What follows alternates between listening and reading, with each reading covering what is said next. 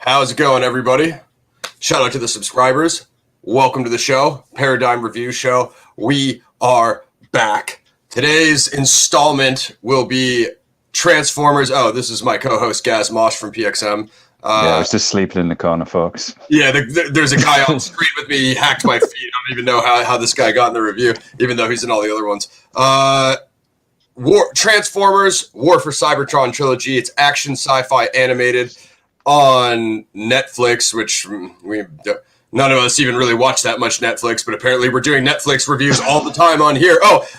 April Fools. So while the rest of the internet is crazed about Godzilla versus King Kong, apparently you guys are trying so hard to watch it on HBO Max that it's not even loading for half of you. So the April Fool's joke is on you guys on HBO Max. But we thought we would come here and talk about Transformers Earth Siege, a series that nobody on the internet is talking about, but we're here reviewing it. Anyway, I like Transformers. Growing up, I was the big like G.I. Joe Ghostbusters fan, and my brother was the big Transformers Ninja Turtles fan, but he won me over, you know what I mean? We'll say there's a lot of dope characters that I like.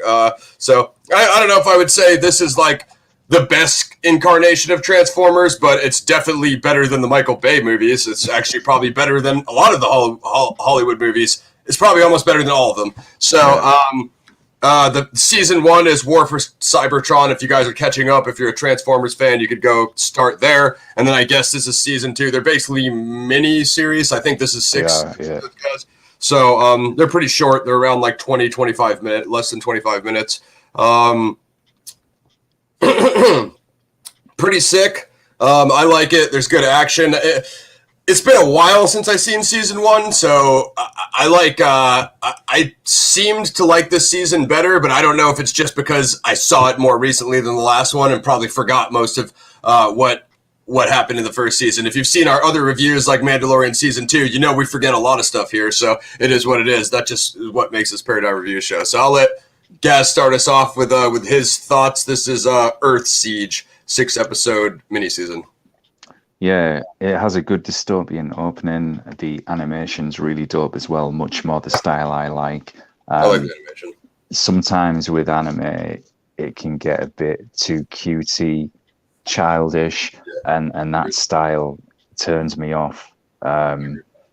So it was nice to see something that really did look dark and gritty, this like really kind of grimy, even post-ape. Well, yeah, Cybertron is post-apoc. Yeah, definitely. Dystopian vibe, as I said. So the opening really had me just the way it opened up with the shots and the way you saw the Transformers, the sky, everything. Mm-hmm. So I highly recommend that, folks. Very good opening. What did you think of the start, how it grabbed you? And I mean, I've got much more to say about the first step. Same. I like it. I mean, I like, as you said, I like the animation. I totally like the whole style that they started off. But Bumblebee was like pretty cool in season 1. He was like not like well, I guess he doesn't even talk in the movies, right? So he's basically a non-character, but like he's like the Groot version of Transformers, you know what I mean? But well, actually, then like halfway through, doesn't Optimus like fixes? Yeah, nowhere near as annoying as Groot. Yeah, that's but that's the movie. Like Optimus like fixes his like vocal projection with that beam, and I'm like, Optimus, if you needed to communicate with him, could you just done that in like the first scene? Anyway, but yeah, like he's pretty cool. I think in the first one, isn't he basically like the rogue character? He hasn't like picked a side or whatever. Then he basically sides with the Autobots, which is fresh. So he's more in tune with what they're doing in this season. And yeah, definitely I like how it started out. I definitely like the Autobots a lot. They definitely did a good job of showing how powerful they are, and they seem to be more organized and more equipped on Cybertron than the Autobots are kind of like living in fear, like hiding in ruins, and their numbers are dwindling, as Gaz said, with the whole dystopian thing. So it's definitely a good backdrop. And I do like the way this season progresses from beginning to middle to end, you know what I mean? Definitely good action, definitely good fights. You know what I mean? I think even from the side of the Decepticons, it really puts over Megatron as a really dope villain. Very really sinister. It shows that he even screws over his own side, as we see in this series, as the series progresses, which we'll get into. So that kind of shows that this guy is capable and willing to do anything. Spoiler alert, folks. I'll just say Sector 12. That really does show you that Megatron is ruthless, and he also has one of the finest voices I think made for beer commercials. So look out in the future for Megatron voice in beer commercials. I'm sure someone will get on that. The story is good. How that opens, as you said, a lot of good action. There's clear goals for both, and what I think the good point with Megatron is we get to see that he doesn't view himself as a monster, as a villain. He clearly is, but he doesn't think of himself as one, and that's what makes him so interesting. He believes he is right, that he is justified, that he is on his own crusade for the better of Cybertron, to restore it back to its glory and for the good of all, and that Optimus Prime and the Autobots are the clear problem that either must join him for the good of all Cybertron, or they need to be removed. And I think that's really good. It's like, I'll make a comparison with Doctor Doom from Marvel, one of the best villains in Marvel that still hasn't been used in the right way. Forget the Fantastic Four movies, and we're not going to see that with the MCU and with the way things are going with Phase 4. 13 verse. But the comparison is, Doctor Doom doesn't think that he's a villain either, and that's what makes characters like that interesting. Well, I mean, he's an epic character. I'm not saying that, like, same thing. They didn't depict him well. But, you know what I mean? Like, in the comics, he's arguably the best kid as far as believing in his own mission. You know what I mean? Just definitely. They believe in their mission. They believe that they are not a villain, and it pretty much picks up nicely from War for Cybertron, where, as you said, Ross, half of the Autobots are kind of living in seclusion on Cybertron, making guerrilla attacks against the Decepticons, and the others are on the ship in space, drifting, and we'll get into what happens to them as the review progresses. So this is kind of the middle section. I was just going to have you take us to that. But I totally agree. One thing Transformers does a very good job of is the alignments, as Gaz was saying, like, pick a side. What side are you on? Oh, hell yeah. And I really like that. Maybe you know his name, Gaz, if you have it in his notes, but spoiler alert, you can skip this if you want. That kind of former Decepticon that links up with Autobots. He's like a rogue dude. I forget what character that is, but he's a badass. I really liked him. I think that's the most interesting thing when dudes switch sides and stuff like that, and just like he kind of got sick of their BS, and it's like, I'm gonna roll with these guys. So and what's cool picking up on that point, you see more of that with some of the Decepticons disillusioned with Megatron's actions. When we get to that episode in review, I'll delve more into that, folks. But that's what really makes it cool. His leadership style, as Gaz said, very totalitarian, very by any means necessary, and very, Trumpian in a sense, since I've mentioned him in every review for some reason. This is science fiction, has nothing to do with planet Earth, but there you go. That's Paradigm Review Show. Like, subscribe.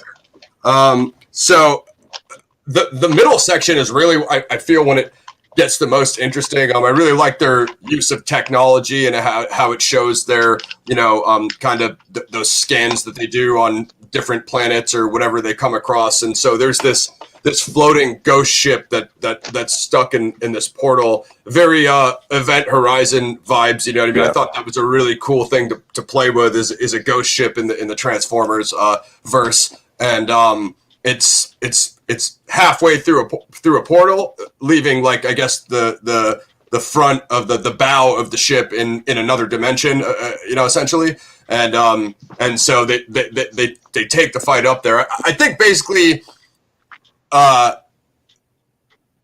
Optimus was trying to locate the Allspark in season 1, right? And he basically got it off of Cybertron to essentially get it away from Megatron, because he knew if Mega got it, he would use it for evil. So they kind of try to go to this like off-world planet, backwater planet, where it is. That's basically where they're all heading and stuff like that. But on the way there, they're all engaging each other on this ghost ship stuck in a portal, trying to get to that other planet where it is and stuff. So I'll let you take it from there, guys.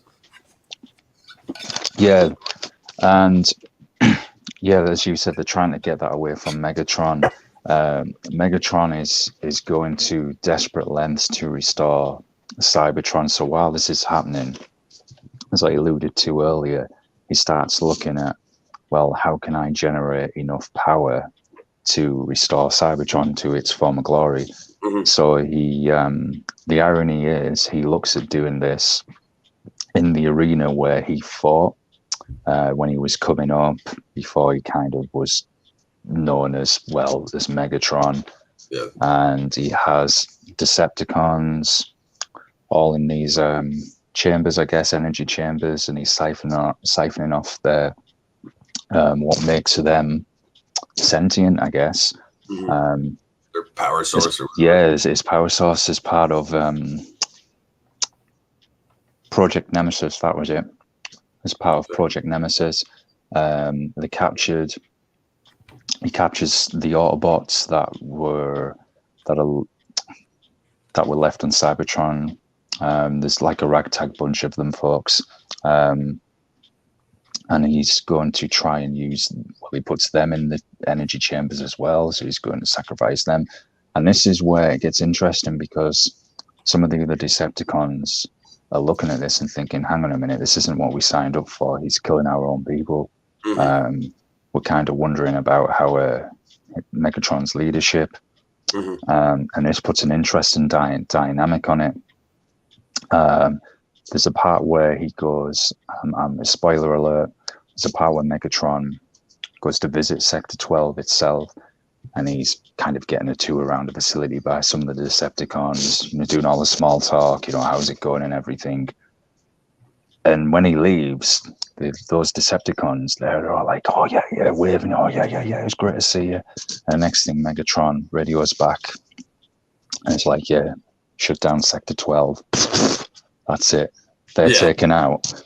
And it really does show him as a ruthless villain. I think he was one of my favorite characters, actually, in the entire season as well. I think he's one of my favorite characters in the entire trilogy. You know what I mean? He's by far the most interesting. He's so ruthless. And I'm going to have to behave myself until we get to talking about this episode, because I'm going to drop another spoiler.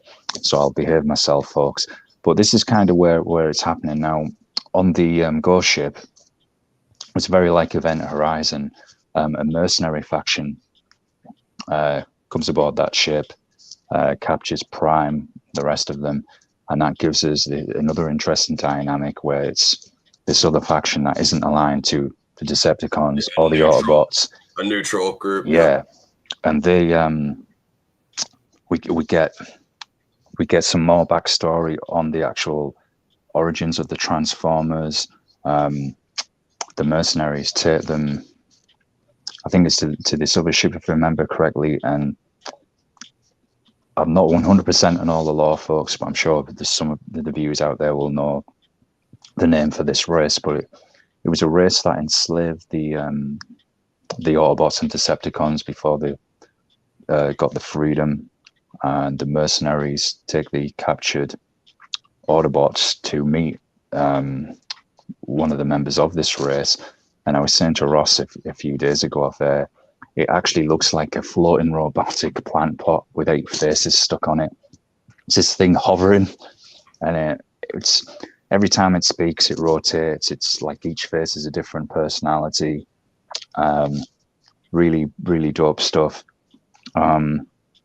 So I mean, what makes this middle part the most interesting to me is, as Gaz was saying, the whole Megatron Optimus Prime dynamic, and I know that's what 98% of the Transformers verse is about, because it always comes down to them too, like Optimus standing up to him, fighting him, whatever. But yeah, now you have kind of 3 factions fighting on this ghost ship, and then if I'm not mistaken, there's even a 4th faction, spoiler alert, which is the Insecticon. There's a giant super powered scorpion up Super there. Bowl robotic mascot. They all kind of go at him, which is like wild, like he's smoking the Autobots, and like they're not doing any damage to him. Then the Decepticons show up. I think at one point, like all 3 factions are shooting at him. He's just taking on everybody. Go ahead. Yeah, and what's good is he goes back to when all of the Transformers were under control of I'll just say the robotic plant pot race, the thing that had the 8 faces on. He does drop the name for them, and he was one of the part of the group of the Transformers that stayed under their servitude. They didn't rebel against them, and he's kind of mad and angry at the Autobots and Decepticons because he lost his family during their rebellion. So this brings in another dynamic why this guy is super hostile to both the Decepticons and Autobots. They both have to work together. It's a really good, solid action scene that it actually goes over 2 episodes as well, folks. Really that battle is sick. I think that's my favorite fight, probably in the season. Yeah. At least one of them. And then, do you have anything else, sir? No, I think it's just interesting when Megatron arrives on that ship as well, because he knows, Prime had obviously took the Allspark off Cybertron, and it sets up the next episode, which is pretty killer stuff. I would even argue, and we'll get to this is a spoiler, I would even argue that we see a teaser, a possible 5th action for the next season to follow. I think Siege, so. Which we'll get to. I think so too. Which I do like that ending. Like when I first seen it, I was kind of like, what's going on? But then that last shot was says it all, doesn't it? Let's go to I believe I don't know if it's when they're fighting the Insecticon, but at one point, Optimus and Mega get into it, and they fall, and like a bunch of stuff explodes because it's Transformers. So what would be the point without guns and explosives?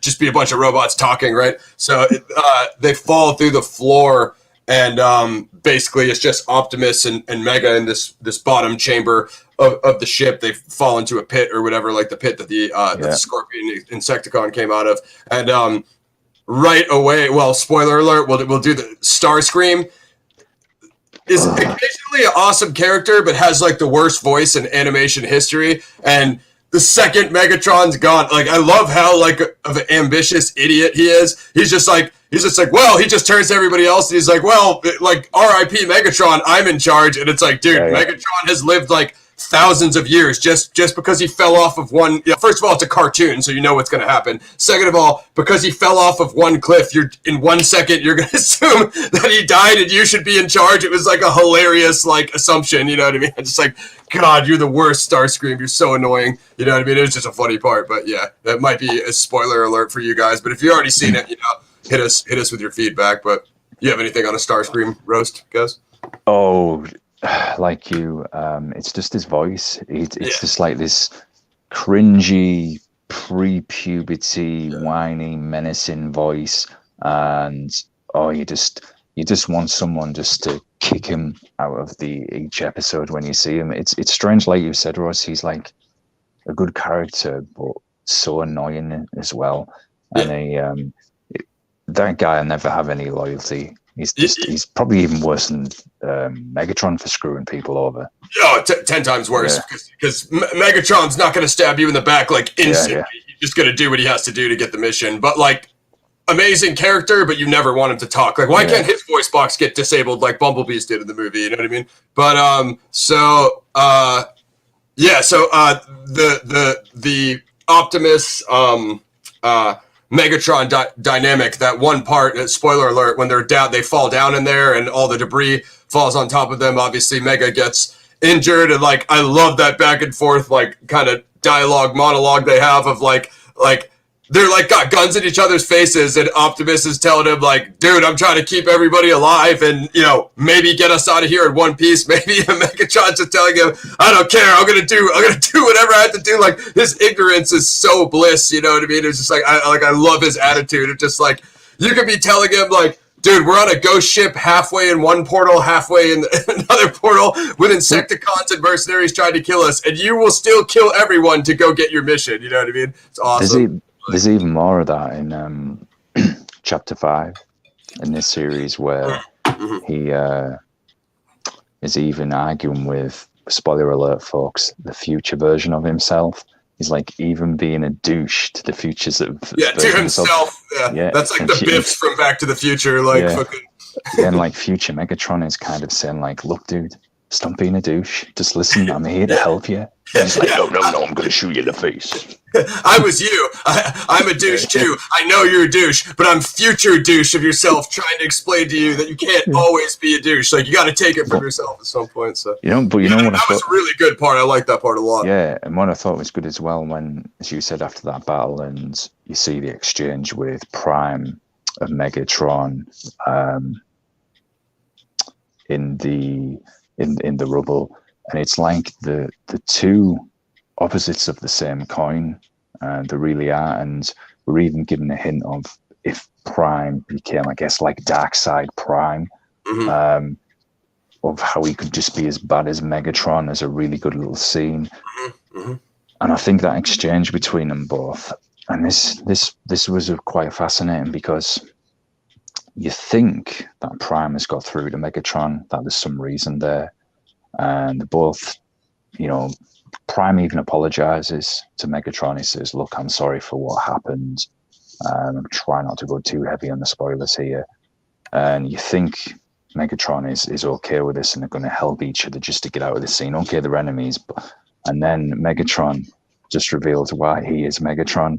Just when you think there's an ounce of good in the guy, turns around and completely... And it's Transformers, so I think deep down 99% of any of the shows or movies have always been Autobots versus Decepticons. So why would anyone ever trust Megatron? Like, even if it literally was for their own survival in the moment, it's like, well, he's still Megatron, Exactly, but that was I thought that was quite a powerful scene, especially when they were chatting about Project Nemesis and everything as well. That was great stuff. So this leads us into Chapter 5, which I really enjoyed. Do you want to take us into this? Well, I mean, I'm trying to wrap it up in a few minutes, but anything you have, you can fire through. Is this when Megatron gets that injury in the fight, or was that further on? Was that earlier? I think that was somewhere. This was just before. Chapter 5 is pretty good. You're introduced. We see a flashback scene featuring Alpha Trion. There's a good opening featuring Skylinks. What happens is Prime is in kind of the, spoiler alert again, folks, is Lost in the Dead universe, and this is where Megatron finds a way in there, and this is where he meets future Megatron, and is even arguing, fighting with himself. Yeah, that part was cool. I like that part. But this is a good episode. A lot of backstory, a lot on the history of both the Autobots and Decepticons, particularly Prime, Megatron, and the other Prime who Megatron, I think he killed him in War for Cybertron. Yeah, so if you guys don't know, like, the Prime is always the leader of the Autobots, so it's not like Optimus, like his name's Optimus, his title's Prime, so whichever, kind of like Megatron's the Decepticon general, whichever Autobot ascends to be the leader of the faction becomes the Prime. So as Gaz said, there was one before Optimus, and then you'd think there could be one after him. So this is really good, and it kind of takes us into the whole wrapping up of this season. Once they find their way out of the dead universe, they're orbiting a planet which is clearly Earth, and it's ancient Earth back in the dinosaur. That's how it seems. And we can't really confirm that, but given the title and everything about it, there's not many other places it would be, but so it seems to be Earth. Well, and what says it to me, like I said, hinting at the fifth faction, is you see some wreckage crash on Earth, I guess, to not reveal too much. And then the last scene where you see, I think I missed that. Yeah, and the last scene where you see a dinosaur actually looks like a raptor. I was gonna save that part, but that's okay. That's Gaz's part of the show, telling you everything. But just real quick, I think it's in Chapter 5 or Chapter 6. I was talking about how Prime and Mega fall through the floor in the explosion, and Prime gets injured. He gets a pipe stuck through his chest, spoiler alert, like let off some steam Bennett in Commando, and Chapter 4, I think. Prime actually has his medic who is like pasting everybody back together, given that they're all bots. Heal Mega, and like even his medic and like all the Autobots are like, dude, you're gonna like make me heal like Megatron. Like I love how they give him like pushback, like they don't want to do it, and he's like, we need like every gun and soldier to like get us out of here. So it's pretty cool. Basically, they end up patching him back up, and then he joins the fight and stuff, which is badass. So as Gaz was saying, the front tip of the ship is going through that portal in the dimension, which puts it on this planet where Prime supposedly sent the Allspark to hide it or whatever. And then, as Gaz was saying, in the final moment, the final shot, they kind of go outside the ship and kind of give you a landscape of what the planet is going to look like. It's basically a jungle, as Gaz was saying, basically essentially a prehistoric Earth. And you see this kind of seemingly appearing to be a reptile, and then they kind of do a zoom up on an enhanced optical, and you can see it could be possibly more than meets the eye. So that's basically how it ends. So you basically know the Dinobots. Yeah, exactly. Kind of like Dino Saucers back in the day. That was a good one. But that's basically all I got on Earth Siege, War for Cybertron. That's pretty much it, folks. I think it's balanced. There's a lot more on the origins of both the Autobots and Decepticons in Earth Siege. Like we said, with the mention of flashbacks, various characters such as Alpha Trion, Skylynx. Yep. The action's good. It's good at showing you the motivations and reasoning for both Prime and Megatron. I think probably that stood out to me in the entire series. I really liked that. I agree. The animation's good, the score's good, it's gritty, it's dystopian, very entertaining. I like the intro. All the holograms and stuff. So it's got Wheeljack, it's got Jetfire, it's got Red Alert. Jetfire, that's the one who converts from the Decepticons. Yeah, he was fresh. He was probably my third favorite after the main two. Ironhide, Sideswipe, of course Chromia. Ratchet. I liked who was I just thinking of? Oh, I forgot. So Shockwave in the first one kind of like seemed like he switched sides. I thought the Decepticons were controlling him, but then you find out it was those other ones that are that middle faction that was like enslaving people, right? Weren't those the ones Shockwave, which is awesome because like now Shockwave has been on like every side. Like he goes at it. I think that was Chromia that was fighting him. Like he goes at it with one of the Autobots, and it's like super confusing and awesome because I'm just like Shockwave is one of the best characters, and he's fighting an Autobot. He just doesn't give an F in this one, but Shockwave's a dope character too. They didn't show much of this season, but he's they didn't. Oopsie, I just messed up my. Oh man. Anyway, basically ratings. Should we go to ratings? Unless you have any. Yeah, man.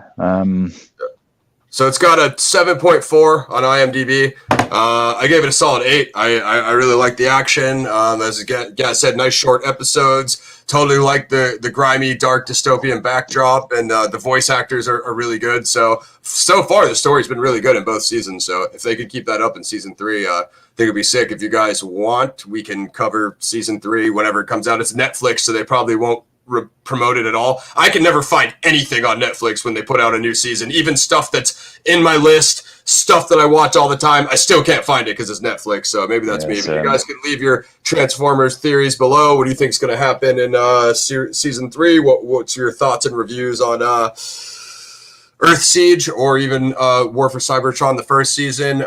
Coming up next, we have Joker Rising Part 2. Shout out to Smoking Alien Productions. Appreciate all of you guys left on the Joker Rising 1 review. And then also Mac and I are probably going to do Black Fields, a medieval indie short film. So we got those coming on the way. We also have some other stuff. I want to do Nobody, the Bob Odenkirk vigilante movie.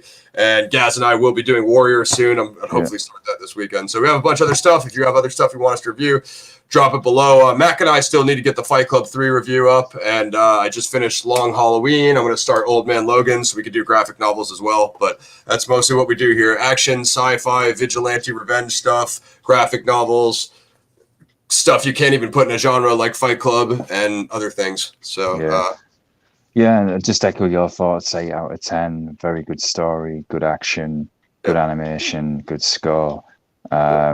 Liked seeing a lot more on the origins and backstory with both the Decepticons and Autobots. So highly recommended, folks. And you can get through it in a couple of days as well. Easy.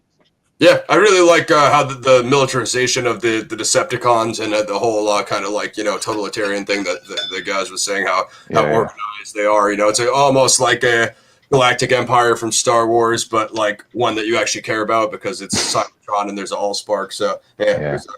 Also, I mean, if you like, you could even say it's like Transformers Mad Max as well, in a way, which is it's pretty cool.